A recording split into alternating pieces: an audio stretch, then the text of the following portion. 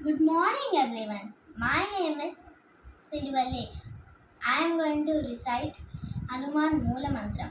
Om Namo Hanumate Rudravataraya Sarvashatru Samharanaya Sarvarogaharaya Sarvavashikaranaya Ramadutaya Swaha.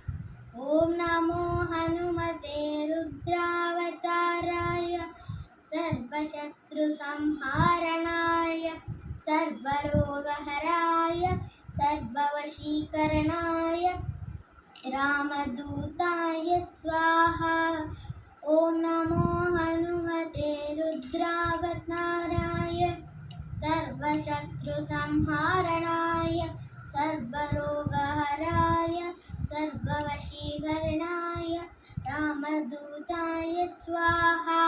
Thank you.